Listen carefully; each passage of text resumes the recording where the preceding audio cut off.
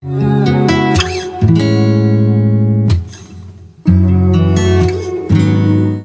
I think that was a point where we just, in as young adults from an African background, Nigeria specifically, for me that was the moment where we didn't care about so many things.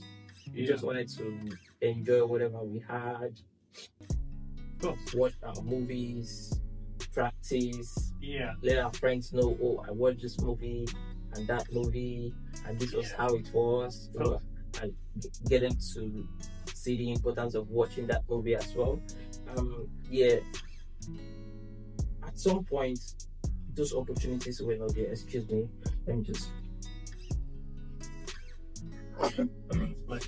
Thank you. So at some point, those opportunities were not there anymore. Not like they were not there; they were still there, but because we now grew older, things began to change and stuff like that. I think that was when I moved into soccer. I began to think of picking up soccer as a career. Then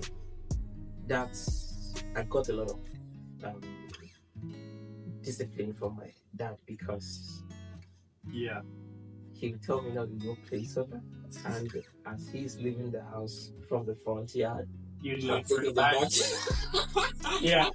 I'm taking the bag, and it's not far from where we play soccer. The backyard is not far.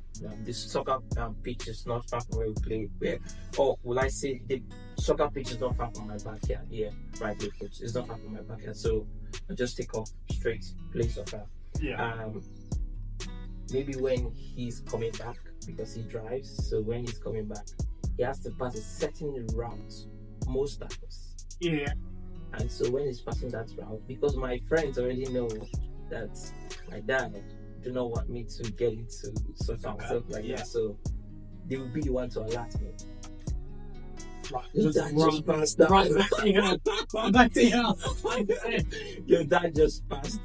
And for me, if he had maybe seen me playing soccer when I wasn't supposed to play soccer, he would not be happy with me. And for me, I didn't like that space of when my dad is not happy with me, because it just makes me feel uncomfortable in any sense when I'm in that house, stuff like that. So tried my best as much as possible to reduce it, but it wasn't possible. It was impossible. It was just impossible.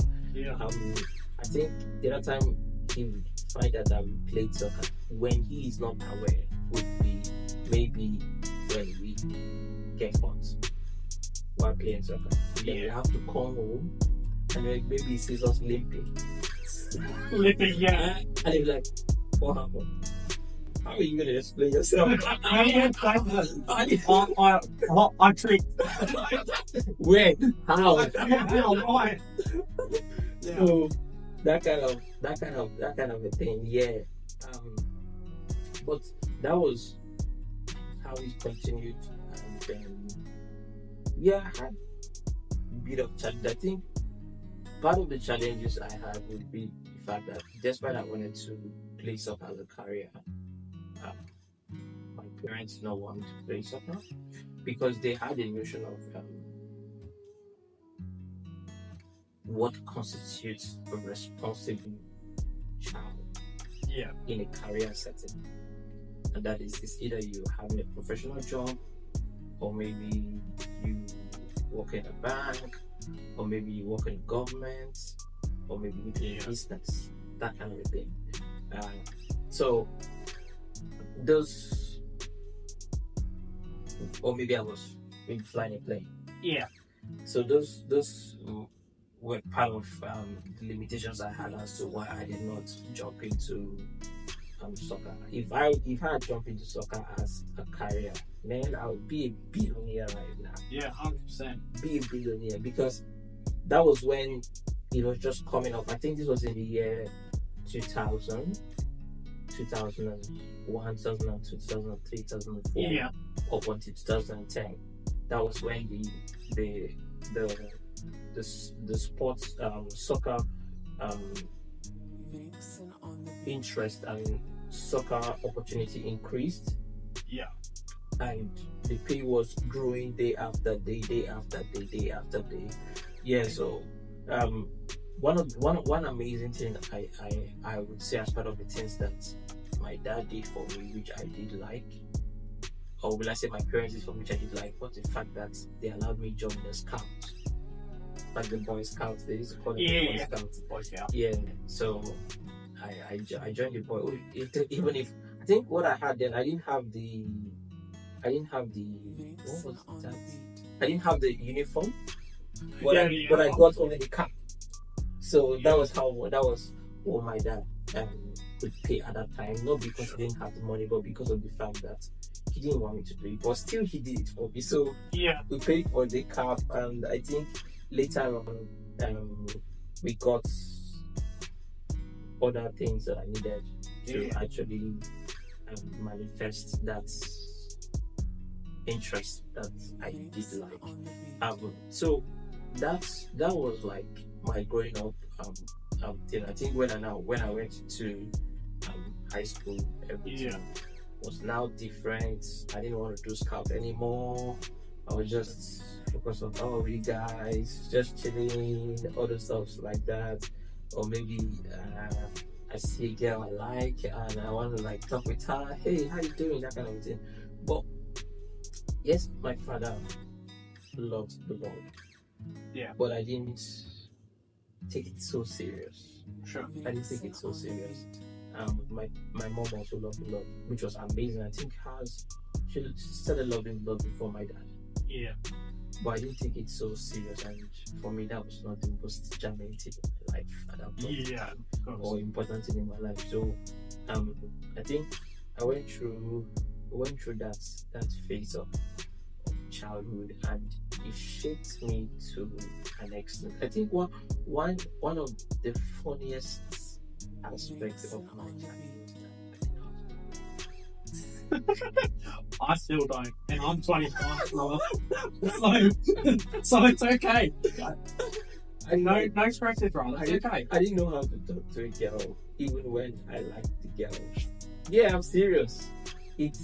But well, I eventually overcame that. Of course. But I didn't know how to actually talk to girls. I didn't even know how to do relationship. Like that was how it was for me, because those things were not actually like a priority to me. Yeah. They were not like a priority to me.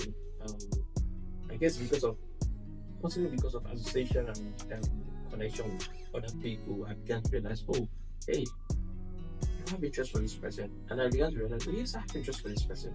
I should try to talk to this person, but then I didn't have the guts. I didn't have that to actually talk to. Which I feel like, sorry, because I feel like with that, right? Yeah. Like when people are scared to approach someone, it's a lot of like, for me, I feel like that's a fear of rejection, right? It's like, you don't want to do it and be like, oh, they didn't go the way I wanted. Yeah. So I can see what you mean by like, you were scared. Yeah. And maybe my parents had actually spoken to me about, hey, you're growing up, you may like somebody, and you want to talk to the person. Maybe if they had spoken to me about those kind of things, I would have been able to know. Yeah. And then I would not get into that trap of holding on to rejection and stuff like that. Sure. Yeah, but yes, it's past, but man, it affected a lot of things in my growing up, which I would not want anyone to go through. But in a nutshell, that was all it was like for me. Yeah, that was all it was like for me. I began to play basketball when I was just about to leave high school. Yeah. Played basketball with some of the guys, and that was that. Funny enough, there was a girl I was crushing when I was very young. Yeah. I think I was this was around 20. I can't remember, but I know this was around 2008. Okay. 2007. I was crushing on this girl. Yeah. But I didn't have the guts to say. Guess what? Yeah. Guess what? Go on, mate. we reconnected recently. And then she had to bring back that same thing.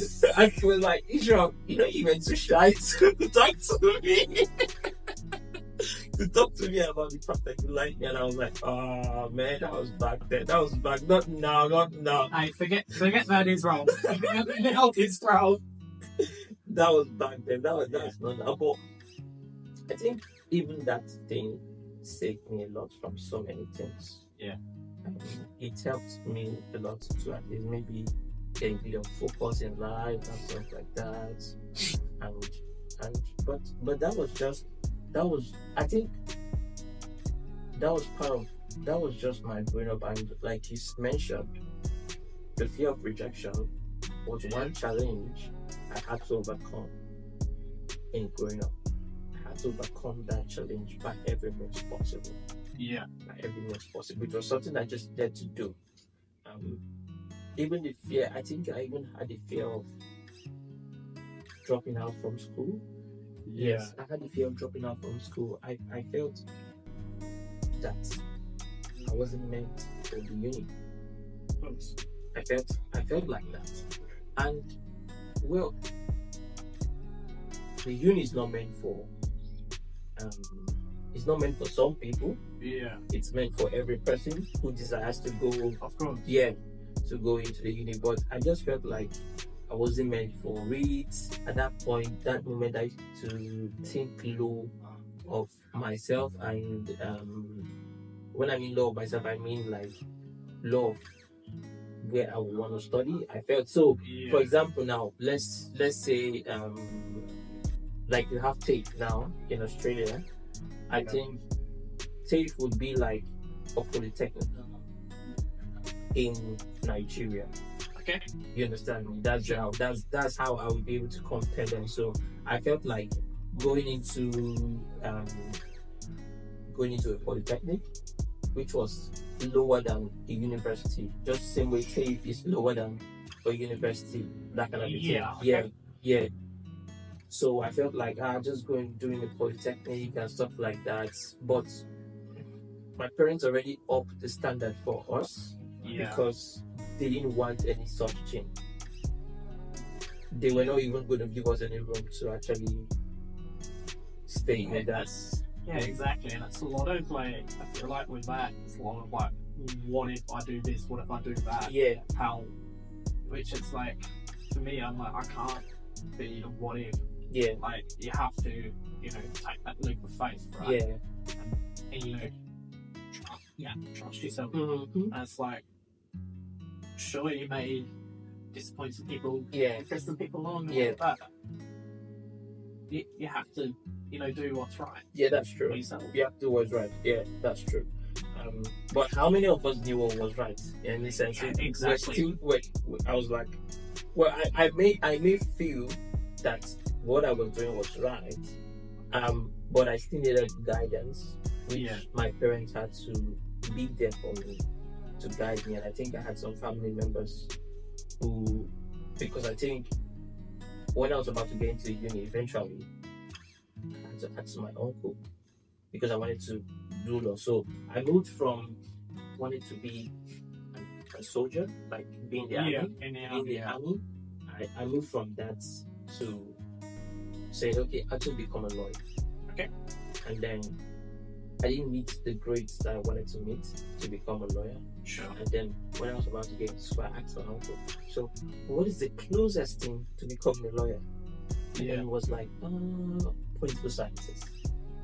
Okay. And then I was like, okay, because in political sciences you have to deal with laws of the constitution of that country and stuff like that, and other countries as well as international laws and so on and so forth. So I think that one moved me, okay, I'm going to study political sciences. But sure, in all these things, I can see a trend, and that is the trend of even when I wanted to do something, I didn't have the guts to do it. I would always pick something else just because I either did not meet the standard, or maybe my parents were too scared for me to go into that, because or maybe my parents did not feel that that is the right career I should be in.